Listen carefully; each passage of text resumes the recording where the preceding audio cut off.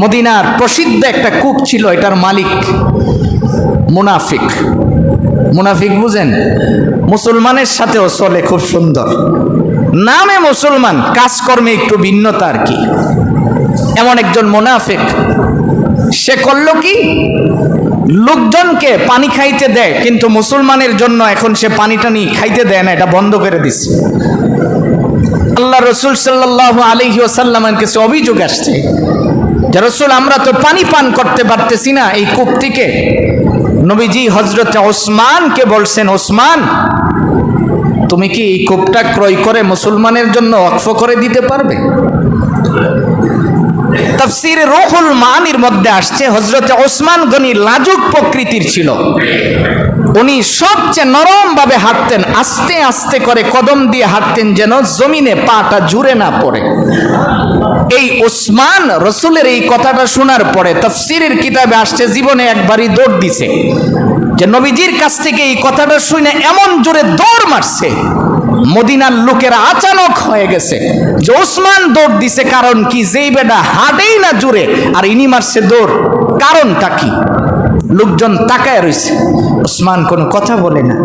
দৌড়ে যায় ওই লোকের বাড়িতে যায় বলতেছে, তোমার এই কূপটা আমি কিনতে চাই, কয় টাকা বিক্রি করবা?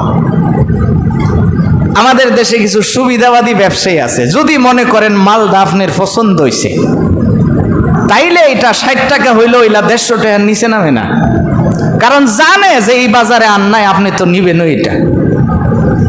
ওই লোক ওইটাকে, ওসমান, তোমার না সুন্দর একটা খেজুরের বাগান আছে যেখানে 300 গাছ লাগানো আছে, ধরেন একটা গাছের দামও না, কিন্তু 300 গাছের খেজুরের বাগান, পাকা খেজুর ধরে আছে, খেজুর কাটার মৌসুম, দাবি করে বসে যে এটা দিয়ে দাও। ওসমান সাথে সাথে দিয়ে দিলেন। দেওয়ার পরে লোকজন কয়, ওসমান, আপনি মাত্র একটা কূপের জন্য এত দামি খেজুরের বাগান দিয়ে দিলেন? হযরত ওসমান গনি জবাব দিলেন, শোনো, এত আমার কাছে চাইতে গিয়ে হারিয়ে গেছে। এই মুহূর্তে তার সাথে আমার ব্যবসাটা হচ্ছে স্বয়ং আল্লাহর সাথে ব্যবসা, কারণ নবীজি আমাকে বলছেন এই কূপটা কিনে মুসলমানের জন্য উন্মুক্ত করার জন্য, তো আমি তো আল্লাহর সাথে ব্যবসা করতেছি। এখন যদি সে আমার কাছে আমার পূর্ণ জীবনের সমস্ত কামাইটা চাইতো, আমি পুরা কামাই দিয়ে দিতাম।